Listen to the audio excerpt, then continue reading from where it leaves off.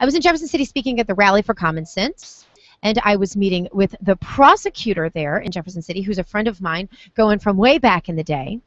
And he says, can I bring a guy that took a bullet for me? It's not every day you get someone asking if they could bring a guy that took a bullet for him. I'm like, well, how do I say no to that? So he brings him and his wife, and it was wonderful to meet him, and I got to talk with him over delicious lasagna that I ate mostly off of other people's plates, as I think someone pointed out yesterday. That's how I roll. The calories don't count that way, and you don't have to pay the bill. It's awesome. And so anyway, my next guest is the owner of Blitz Firearms and Concealed Carry Training. He's a gunfight survivor with an amazing story of survival from right in the heartland, right in my hometown of Jefferson City, Missouri. Welcome to the Dr. Gina Show, Justin Schneiders. How are you? Doing well, Gina. Thanks for having me on. It's honestly an honor and a pleasure. Your story is one that I think when most people hear it, they'll think, I wouldn't have been able to do what he did. Start at the beginning, realizing we only have a 10-minute segment, but start at the beginning and tell us, as quick an encapsulation as you possibly can, Justin, what was going on that night. We usually have a group of guys that gets together on Tuesday night, just kind of have a guys' night, and we were sitting around inside the building. There's some guys outside, and Brian and I, the prosecutor, decided that we probably better go out and join the other guys, and I went outside just ahead of Brian, and just about as soon as we stepped through the door, a guy walked up with a hooded sweatshirt and black jeans and a scarf covering everything but his eyes. And we asked him, could we help you? And it was a nasty rainy October night, so the clothing wasn't completely out of whack. But he looked down and noticed that he was carrying a revolver, and that was obviously a bad thing. He pointed the gun at us, said, this is a robbery. I want everybody to drop what you have in their hands and go inside. And everything that you hear about being moved to a secondary location, first of all, is true. You never want to go to a secondary location. At that point, we didn't think that we had much choice. There was enough of us there. There's 7 of us total, that we didn't think that all 7 of us could take off running, and we didn't exactly have time to sit and discuss it either. So we allowed ourselves to be taken inside the building into a conference room, laid face down on the floor under his instructions, stacked, head to feet and side by side between the conference table and the wall. He instructed us to take out our wallets, in-kind jewelry and stuff, and he was distracted just for a second while he was getting one of the guys up off the floor to carry the bag around. The guy was very organized, first of all. He acted, I kept telling the detectives afterwards, this guy knew what he was doing. And it turns out later on we found out he did know exactly what he was doing. This wasn't his first time. Yeah. But while he was distracted for just a second, instead of taking out my wallet like he had instructed, I pulled my gun out instead. But given the circumstances where I was laying head to feet and in the middle of several other guys, I didn't want to start a gunfight with a bunch of people all around me and endangering their lives. So I figured, okay, while he's taking wallets and jewelry off somebody else, I'll go ahead and take advantage of him being distracted again. And in the meantime, when he had looked back over at us, and I kind of stuffed the firearm underneath my chest, hiding it. The place where my plan went wrong was he decided to come back to me first to get my wallet. And obviously I had been busy getting my gun out instead, and so I didn't have my wallet out. He pulled up my coat and my shirt to get to my wallet. Instead, he found my empty holster. So then he knew. Yeah. Then you were in a world of trouble. So tell us what happened next. He started demanding the gun, and I told him I didn't have it on me, that it was out in the truck. And he didn't believe me. So he ended up grabbing me he was standing at about my right hip while I was face down on the floor, reached down with his left hand, grabbed the back of my coat, and started pulling me up, told me to get up. And as I did, I slid my hands underneath my chest like I was pushing myself up off the floor. And I grabbed my pistol, started turning into him to shoot him. And just as I started turning into him, he stuck his revolver into my coat and tried to shoot me in the stomach. Luckily, he was at the wrong angle, that that round ended up skipping off my stomach, but went through my left hand and off my stomach, through my coat, through my left hand, shattering the base of my thumb on my left hand. Kept turning into him to shoot him back. He fired again. That next round ended up going through my right hand ring finger knuckle and ended up destroying or shattering the ring finger and pinky finger bones in the back of my hand before coming out the top of my wrist. He ended up backing around the table, giving me his profile and firing at me. I fired twice, but unfortunately both of those missed, and my hands were just a little bit not up to snuff at that point. So pulled the trigger a third time, and nothing happened.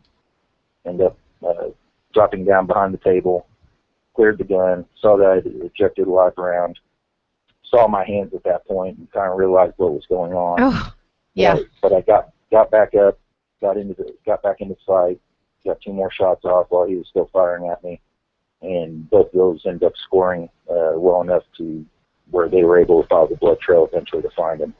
Evidently, at some point between the clearing the gun and scoring my 2 hits on him, he evidently hit me a 4th time, which ended up going right above my left pec muscle and right above my left lung, and exiting out between my arm and my back. And so at this point, you have hands that are both bleeding and shot, and one is shattered. One is pretty well. I mean, your thumb took it pretty well too. I mean, it was at least broken. And then you've got another wound to the abdomen. You've got another wound to the chest. So that's 4 wounds total that you have. And how many does he have at this point?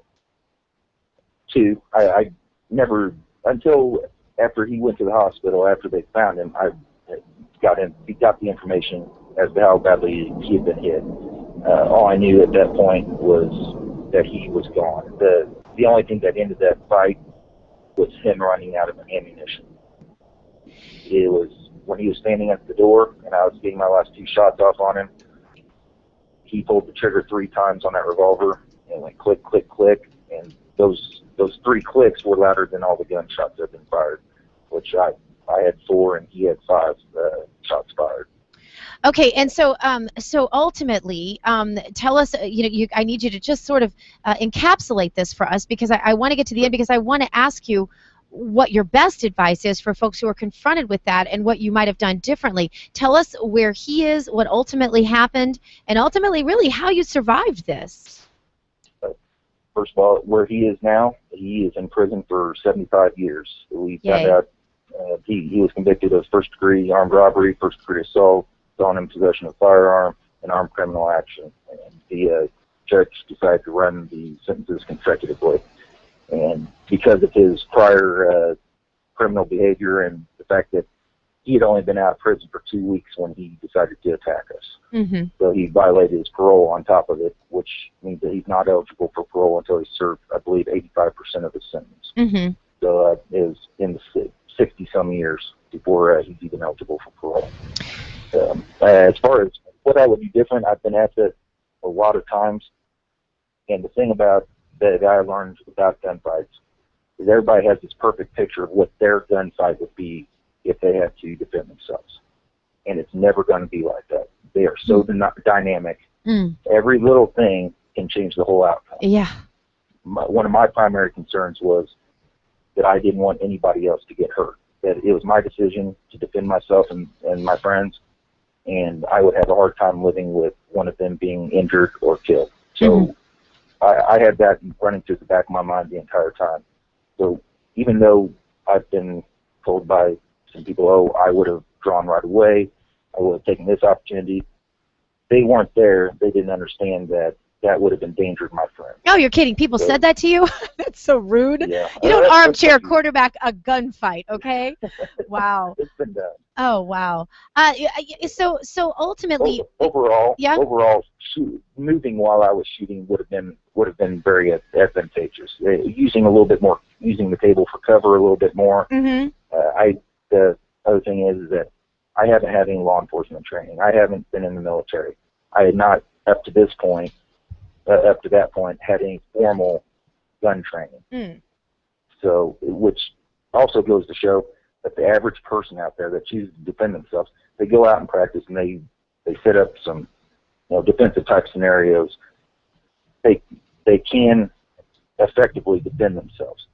I certainly recommend formal gun training, not necessarily just from me, but there are a lot of really good high profile and even medium profile gun instructors all across the country that people get information from and learn tactics and stuff that just may save their lives. Well, I think that's really important. If you hadn't had a gun, let's say you were in a so-called gun-free zone, or let's say you lived in a state like California where you can't have a gun with you, how many people would be dead today from that day? At least 5 of us out of 7. At least 5 of you. Well, he had 5 rounds. We don't know if he had extra rounds in his pocket or anything else, but we honestly believe that he would have systematically gone down the line of us and shot us in the back of the head. Sobering. Justin Schneiders, you are a real bona fide hero. You just don't meet those every day. Thank you so much for being on the show. I want to have you back sometime just to talk about this a little bit more in detail, but thank you for saving the lives of my friend, and it was great to meet you in Jefferson City. Hope to see you next time I'm there. Coming up, we know JFK wasn't an extreme progressive like today's Democrats, but was he actually a conservative? And what can we do with that information? My next guest says yes. Ira Stoll coming up next. Stay tuned.